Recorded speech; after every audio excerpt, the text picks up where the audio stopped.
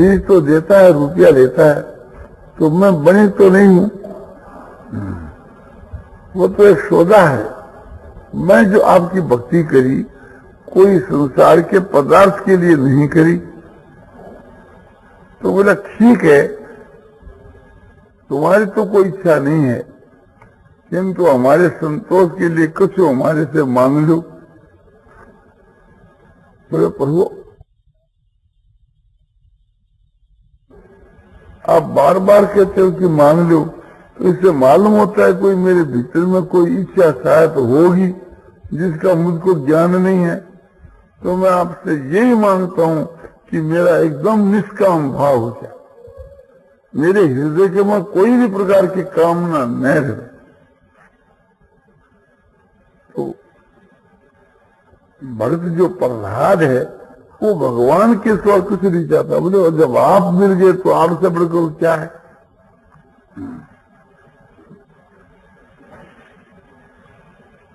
उसके ये एक प्रकार का भाव होता है।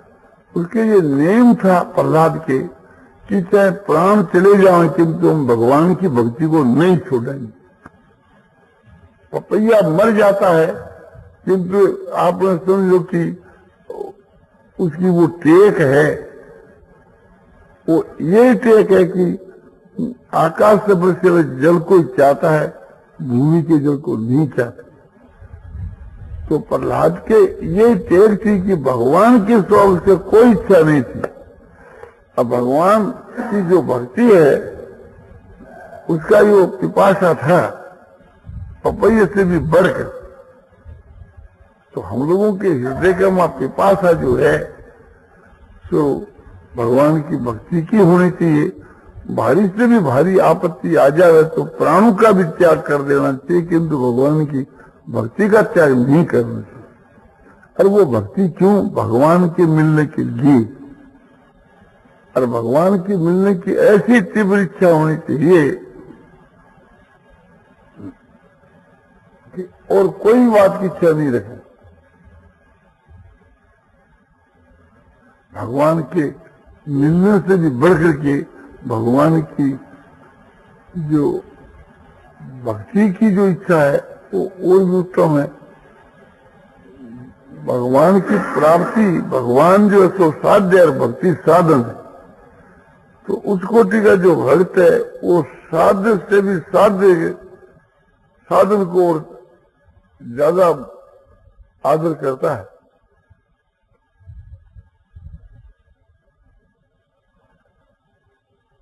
मुक्ति निरादर भक्ति ढोवाना, मुक्ति को भी वो तिरस्कार कर देता है, भक्ति का ही लोभ रखता है, भक्ति चाहता है।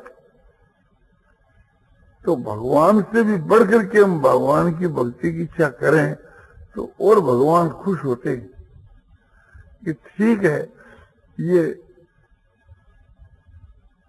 तो एक प्रकार से तेरी भक्ति को चाहता है।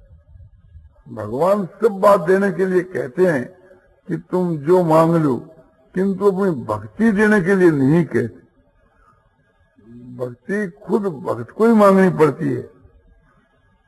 और वास्तव के वहां विचार किया जाता है तो भक्ति भगवंत और भगत, भगवान भक्ति और भगवंत मान भगत और भगवान और भक्ति ये तीनों एक ही चीज है। क्या यूं कह दो कि प्रेम प्रेमास्पद और प्रेम एक ही चीज है। भगवान तो प्रेमास्पद है और हम उसके प्रेमी हैं और प्रेम का हमारा नाता। तो प्रेम ही समझो कि प्रेमास्पद के रूप में और प्रेमी के रूप में एकदम परिणत हो जाता है। उस रूप में एकदम आपने तन्मय हो जाता है। यानी प्रेम भगत भी प्रेम की मूर्ति बन जाता है और भगवान तो प्रेम की मूर्ति है ही। प्रेम ही स्वयं भगवान के रूप में प्रकट होता है। इसलिए प्रेम में और भगवान में कोई फर्क नहीं। जो प्रेम चाहता है एक प्रकार से उसके पास भगवान अपने आप ही आ जाते हैं। भगवान का मूल्य है सो प्रेम है, या यूं कहो कि भगवान का स्वरूप है सो प्रेम है। इसीलिए प्रेमी के भगवान अधीन हो जाते हैं स्वयं भगवान ने ये बात कही है कि अहं भक्त पराधीन हूं, मैं भक्तों के पराधीन हूं। तो हमको ऐसा भक्त बनना चाहिए कि भगवान भी एक प्रकार से पराधीन हो जाए, ऐसा भगवान में प्रेम करना चाहिए। और ऐसा प्रेम वही है कि भगवान को छोड़कर हमारा कहीं प्रेम न हुए, कोई भी चीज हमारे को प्रिय नहीं लगे भगवान के सिवा, ऐसा भगवान में प्रेम होना चाहिए। वही जो प्रेम है सो विशुद्ध अनन्य प्रेम है।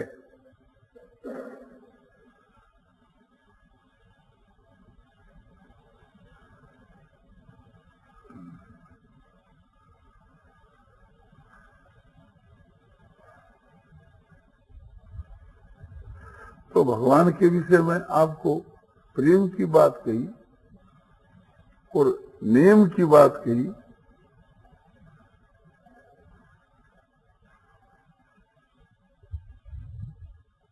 और विरह की व्याकुलता की बात कही। जब भगवान में प्रेम होता है तब अपने आप ही विरह की व्याकुलता जाग उठती है।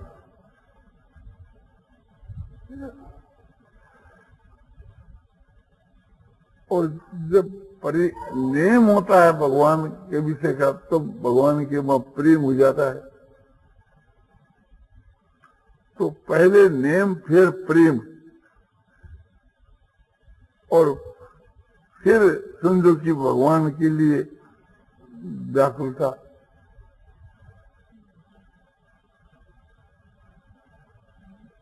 नारायण नारायण नारायण श्रीमन नारायण नारायण नारायण नारायण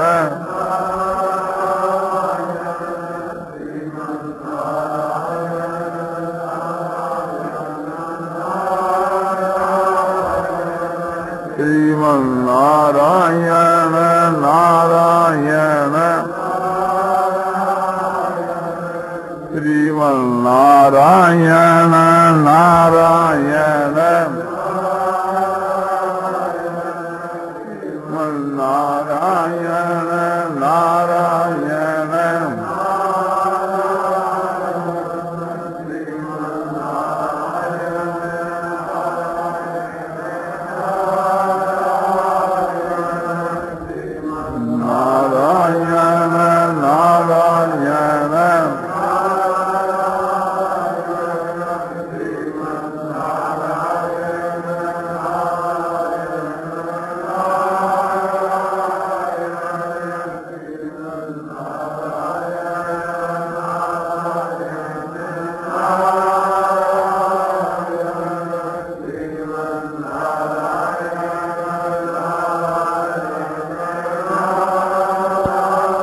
सियावर रामचंद्र की जय, मोर मुकुट वंशी वाले की जय। अब आपको ये भगवान की भक्ति की बात आपको कही, अब आपको भगवान के ज्ञान के विषय की बात कही जाती है। निर्गुण निराकार के ध्यान की बात, निर्गुण निराकार की जो प्राप्ति है, तो समझो कि संसार के मां वैराग और निर्गुण निराकार का ध्यान और संसार से ऊपर की ओर वैराग, ये होने से निर्गुण निराकार की प्राप्ति हो जाती है।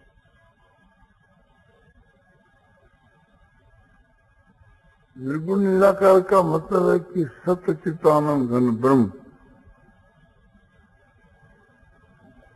सच्चिदानंद जो ब्रह्म है, भगवान का ब्रह्म का निर्विशेष ब्रह्म का जो स्वरूप है वो सच्चिदानंद घनमय है। तो उसका अभ्यास करना चाहिए, उसका ध्यान करना चाहिए।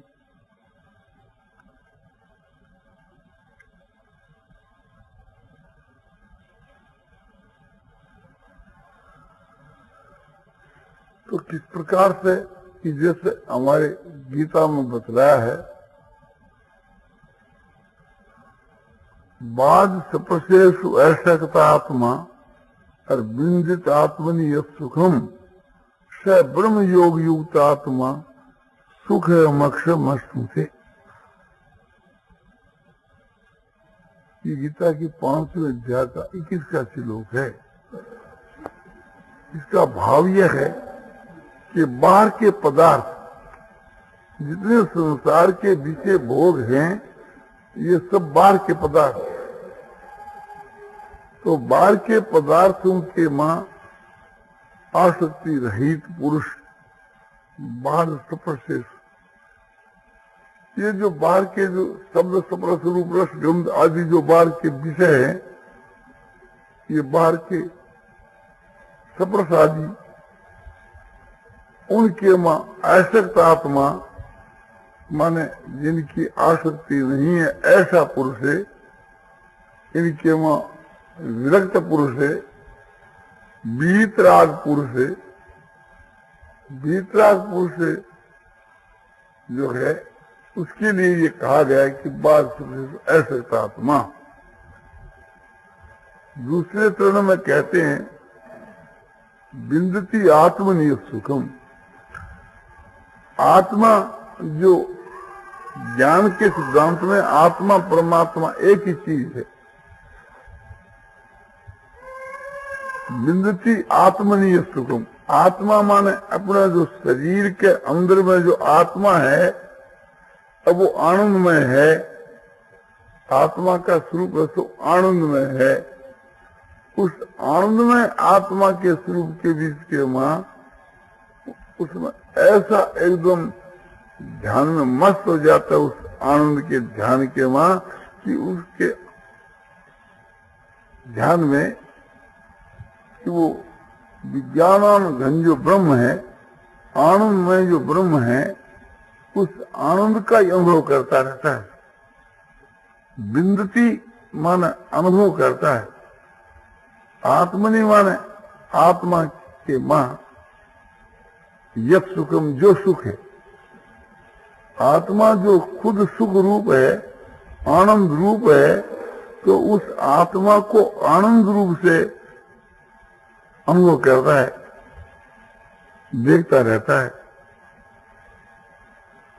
तो ये आत्मज्ञान, आत्मा का स्वरूप का जो अनुभव है, वही आत्मा का ज्ञान। आत्मा का स्वरूप है आनंद स्वरूप। उस आनंद के बीच, आनंद के मां मस्त है, उसमें उसका ध्यान एकदम लगा हुआ है। ऐसे पुरुष को कहते हैं कि स ब्रह्म योग युक्त आत्मा। आनंद वही आत्मा है, वही ब्रह्म है, एक ही चीज है। तो ब्रह्म का जो स्वरूप है,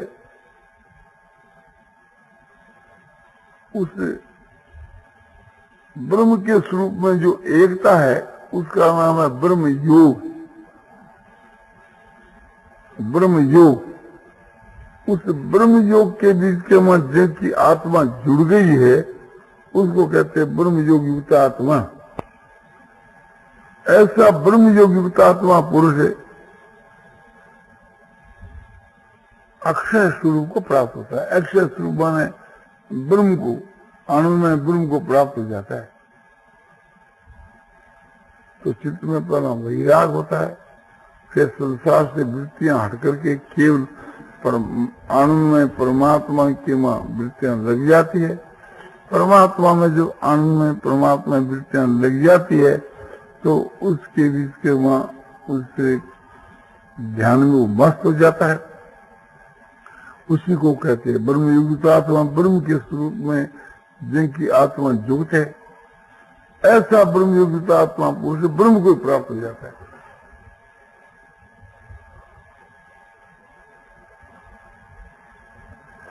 अक्षय सुख ब्रह्म का ही वाचक है।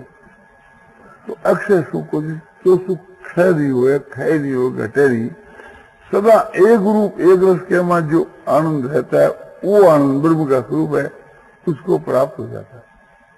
ध्यानावस्था के बीच के मां जो बुद्धि की वृत्ति के द्वारा परमात्मा का ध्यान करता है वो तो बुद्धि से मिला हुआ परमात्मा का स्वरूप है, और उस ध्यान का जो फल है वो असली परमात्मा का स्वरूप है, निर्विशेष ब्रह्म का स्वरूप है। जो बुद्धि के द्वारा जानने में जो ब्रह्म का स्वरूप आता है वो साधन अवस्था का है, और उसका जो फल है वो एक प्रकार से ब्रह्म का असली स्वरूप। भगवान ने गीता में कहा कि ज्ञेयं यत् तत्व वक्ष्यामि जिज्ञात्वामृत वस्तु थे, मैं जानने के योग ब्रह्म का स्वरूप तेरे को कहूंगा कि जिसको तू जान करके अमृत को प्राप्त हो जाए। तो अमृत क्या है? अमृत माने ब्रह्म को प्राप्त हो जाएगा। तो जानने में आने वाला जो ब्रह्म का स्वरूप है वो बुद्धि ग्राह्य, और जो प्राप्ति जो ब्रह्म का स्वरूप है वो बुद्धि ग्राह्य से भी परे है, तो उसकी फिर उसको प्राप्ति हो जाती है। तो साधन काल के बीच के वहां बुद्धि के द्वारा जो समझ में आता है वो बुद्धि ग्राह्य। ये जो मैंने आपको श्लोक बतलाया, दो श्लोक मैंने आपको बताए, एक 5वें अध्याय का 21 का, एक 24 का। 21 का तो ये है कि बाद सब असक्ता आत्मा बिंदता सुखम स ब्रह्म योग युक्त आत्मा सुख मक्षम स्मृति, इसका अर्थ भी बताया आपको।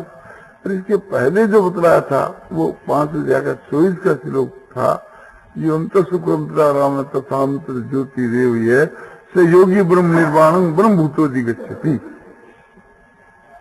अब जो मैं बतलाता हूँ ये 6वें अध्याय का 21 और 22 का बतलाता हूँ कि सुखमातंति कंयो तद बुद्धि ग्राह्यमतीन्द्रियम वेति यत्र न चैवायं स्थितस्सति तत्तः यं लब्ध्वा च परं लाभं मन्यते नाधिकं तथा और यस्मिन् स्थितो न दुखेन गुरुणापि विचार्यते। भगवान कहते हैं कि अर्जुन कि वो परमात्मा का जो स्वरूप है सो अणु में है, सतचितान घन है। तो सतचितान घन जो ब्रह्म का जो स्वरूप है वो कैसा है कि बुद्धि ग्राह्य में, बुद्धि से समझ में आता। कैसी बुद्धि से? कि जो शुद्ध हुई बुद्धि है, पवित्र जो बुद्धि है, सूक्ष्म जो बुद्धि है, अचल जो बुद्धि है, ऐसी बुद्धि से वो ग्रहण करने में आता है। अतीन्द्रियम, मन और इंद्रिय की वहां पहुंच नहीं, मन की भी पहुंच नहीं, इंद्रियों की तो बात ही क्या है, वो मन से भी परे है। व्यक्ति अप्रण चाहिए जिस काल के वहां उस ब्रह्म को ये अनुभव करता है, व्यक्ति माने जानता है, फिर उस ब्रह्म को प्राप्त हो जाता है।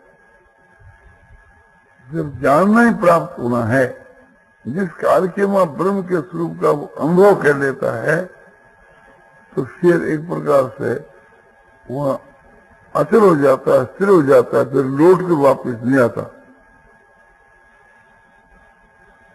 ये यत्र चाहिए वायम स्थित चलती तत्व है, जिस काल के वहां उसका अनुभव कर लेता है, फिर उस ब्रह्म के स्वरूप से, ब्रह्म के तत्व से चलायमान नहीं होता। और यंग लब्ध्वा परं लाभं मन्यते नाधिकं तत्, जिस ब्रह्म को पाकर के, जिस आनंद को पाकर के उससे बढ़ करके और कछु भी वो नहीं समझता है, तो उसकी ये पहचान है कि जिसमें स्थित होने दुखे ने गुरु नापी विचार है। जिस ब्रह्म के स्वरूप में जब स्थित हो जाता है और उस आनंद के वहां स्थित होकर के भारी से भारी दुख पड़ने पर भी वो उस आनंद से विचलित नहीं होता। किसी भी दुख की ऐसी शक्ति नहीं कि उसको आनंद से विचलित कर दे, परमात्मा के स्वरूप से विचलित कर दे। उसका जो शरीर है उसके ऊपर भारी से भारी दुख आते हैं, या उसके शरीर को कोई आग में झोंक देता है, या उसके शरीर को बोटी बोटी करके शरीर को काट डालता है, ऐसा भी भारी दुख उस शरीर के ऊपर आ जाता है, तो भी वह पुरुष से समझो कि आपने उसे चलायमान नहीं होता, उस परमात्मा के स्वरूप से, उस स्वरूप के वहां एक ही भाव से स्थित हो जाता है, तन्मय हो जाता है, तद्रूप हो जाता है। पहला तन्मय होता है, फिर तद्रूप हो जाता है। इस बातों को समझ करके हमारे को भगवान का ध्यान करना चाहिए, ब्रह्म के निर्गुण निराकार स्वरूप का ध्यान करना चाहिए कि ब्रह्म का निर्गुण निराकार स्वरूप किस प्रकार से आकाश की जो आकाश सब जगह में जैसे समभाव से स्थित है, ऐसे परमात्मा सब जगह के बीच के वहां समभाव से सुस्थित है। आकाश तो शून्य और परमात्मा आनंद घन है, आकाश तो जड़ है और परमात्मा चेतन है।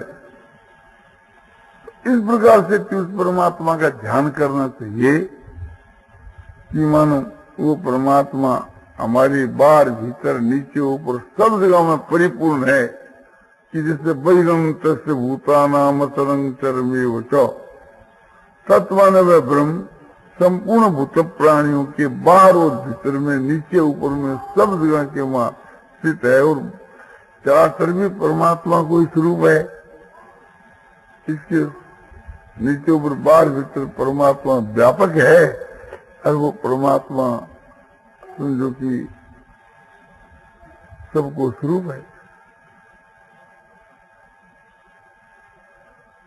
तो ऐसा ध्यान करे कि जैसे मेरे नीचे ऊपर बाहर भीतर आकाश परिपूर्ण है, उससे भी बढ़ करके परमात्मा है। आकाश तो शून्य और परमात्मा आनंद घन है, और उसके बहुत से विशेषण देकर के उसको समझे। आनंद को तो विशेष बनावे और सारे विशेषण देवे। मन निराकार वाचक जितने शब्द हमको मिलते हैं अधिक से अधिक एक प्रकार से उन विशेषणों से उसको विभूषित करें, आनंद का पुत्र लगावें।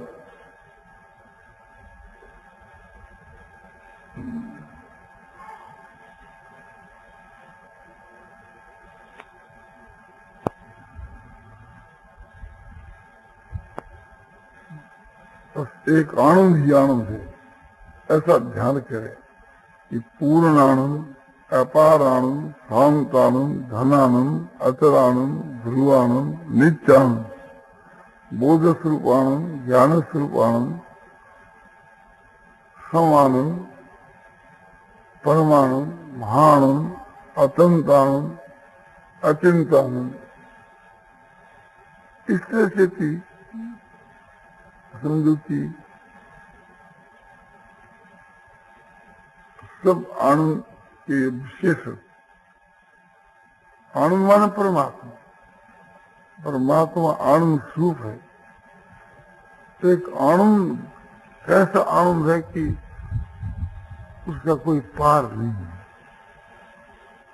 अपार आनंद। और कैसा आनंद है कि वो शांतिमय है, शांति जब स्वरूप है, ऐसा आनंद। और कैसा है कि घन माना इतना गहरा है कि वहां कोई दूसरी वस्तु के लिए गुंजाइश नहीं, उसको घन आनंद है। और अचल आनंद माने वो आनंद सदा कायम रहता है, देश और काल करके कभी चलायमान नहीं होता, इस वास्ते उसको अचल आनंद। और कैसा है कि वो ध्रुवानंद कि वास्तु के वहां वो है, उसका कभी अभाव नहीं होता, सदा ही कायम रहता है। ध्रुव मान निश्चय, एक प्रकार से ध्रुव की जो अटल, ध्रुव की जो एक प्रकार से भावरूप, कभी अभाव नहीं। और नित्य आनंद माने वो नित्य है, सदा ही है, नित्य इसलिए वो सत्य है। तो उसको कहते हैं कि वो परमात्मा है। कैसा है कि वो चेतन है, इस वास्ते उसको बताते कि वो चिन्मय है और चेतन है, वही आनंद है। तो परमात्मा चेतन स्वरूप है, आनंद स्वरूप है। इस वास्ते उसको समझाने के लिए बोध स्वरूप आनंद, ज्ञान स्वरूप आनंद, उसको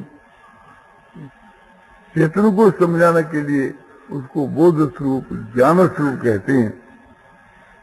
और वो कैसा आनंद है कि आकाश के जो सब जगह सम भाव से स्थित है, इस वास्ते उसको सम आनंद कहते हैं। और कैसा है कि वो अनिर्देश है, जिसका किसी प्रकार से निर्देश नहीं कर सकते, ऐसा तो आनंद है। और कैसा है कि उसका कभी क्षय नहीं होता, इस वास्ते वो अक्षर स्वरूप ऐसा आनंद है।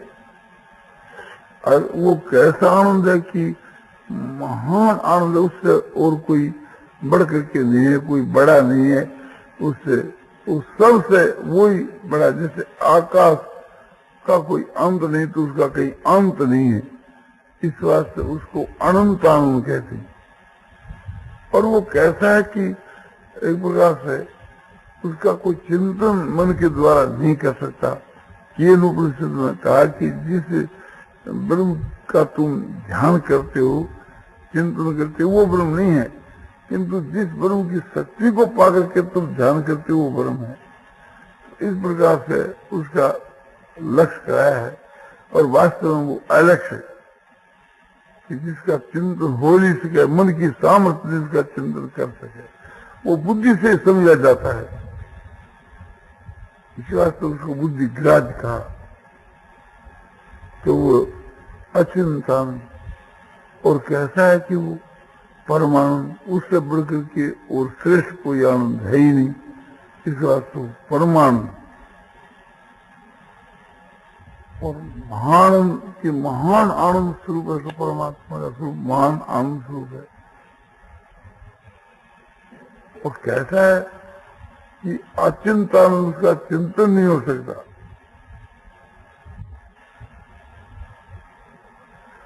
इस प्रकार से थी हम बार बार उस आनंद की पूर्ण दे करके आनंद को, आनंद की बार बार आवृत्ति करे।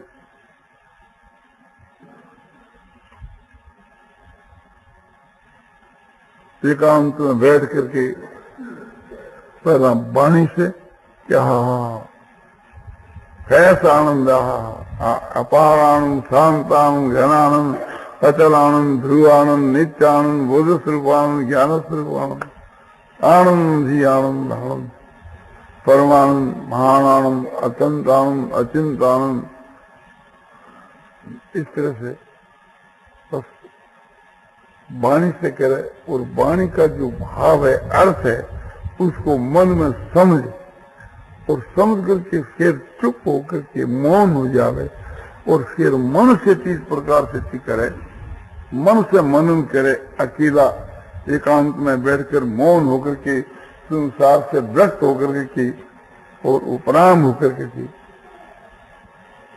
बस इस प्रकार से मनन करता ही रहे बार बार कि पूर्ण आनंद, अपार आनंद, शांत आनंद, घन आनंद, अचल आनंद, ध्रुव आनंद, नित्य आनंद, बोध स्वरूप आनंद, ज्ञान स्वरूप आनंद। एक आनंद के साथ दूसरी वस्तु है ही नहीं। परमानंद, महानंद, अत्यंत आनंद, अचिंत आनंद, इस प्रकार से थी। एक प्रकार से उसे आनंद को मनन करता है। मनन करते करते करते करते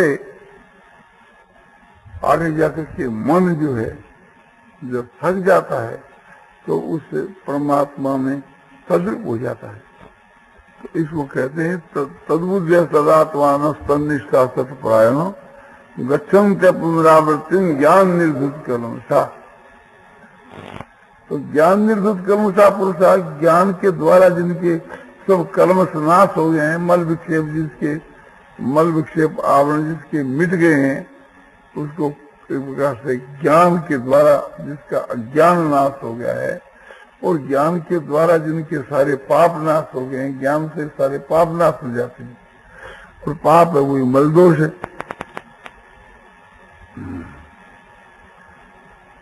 और ज्ञान के द्वारा जिसके विक्षेप का विनाश हो गया है। विक्षेप माना मन की चंचलता, ये भी मिट गई है। ऐसा जो पुरुष उसके लिए कहा कि ऐसा मन से मनन करते करते करते उसका मन एकदम ब्रह्म के मां ब्रह्म रूप हो जाता है। फिर तद्बुद्धे सदात्मा, तद्बुद्धे तद्रूप होगी बुद्धि, जिनके मन जिसकी बुद्धि भी ब्रह्म रूपी होगी। तो फिर बुद्धि ब्रह्म रूप कैसे होती है?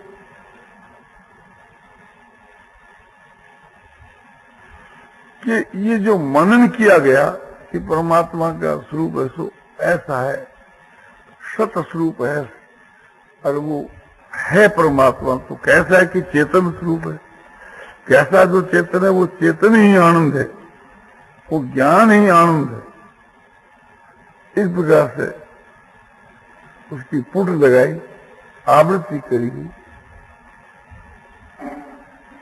तो करते करते करते करते मन थक करके मन एक प्रकार से ब्रह्म में विलीन हो गया। अब उसके बाद के लिए इसके वहां जो इतना विशेषण देने से और बुद्धि के द्वारा जो बात समझ में आई कि भी ऐसा ब्रह्म का स्वरूप है, तो विशेषणों से विशेष वस्तु